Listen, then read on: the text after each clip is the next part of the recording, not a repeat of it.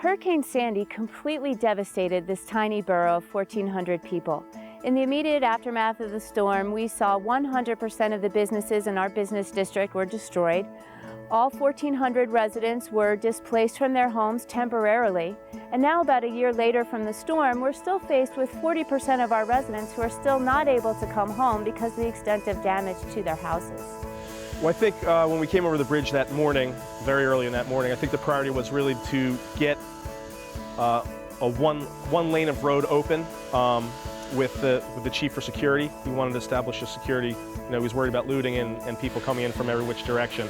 We did get one lane open. We had coordinated efforts with local contractors because the DOT did help us, but not until 4 days later. So we did call a lot of local contractors to get that one lane open with 6 feet of sand, which did take a few days just to do that. We had a lot of work to do before we could get to the relief effort, because first we had to assess the level of damage.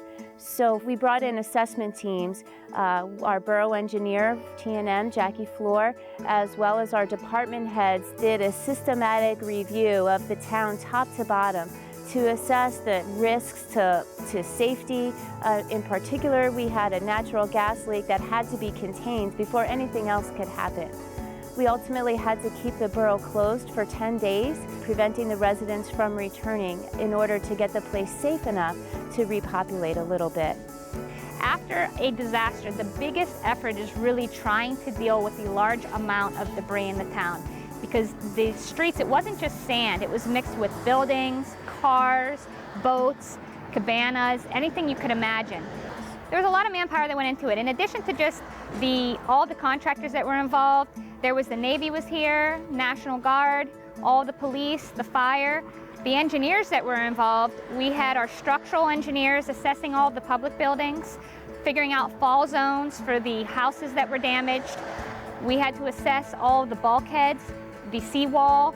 But before people could get in, the primary objective was inspecting all of the homes before anyone could enter and looking at the fall zones. We're still having trouble trying to get our equipment back to shape, our firehouse repaired. I finally got our first check from the insurance company last week to start replacing equipment, so it's been really slow. Little by little, people are moving back. This October 29th, of course, is our first anniversary of Sandy, so we are going to come together and we're going to have a potluck dinner so that we can be thankful together and move on. I think Seabright as a community has really come together. The people dealt with a lot. A lot of people lost more than just their business. They lost their home as well. People have been patient. The town is coming back stronger and we're coming back more sustainable. And the people are excited about the changes and they're ready.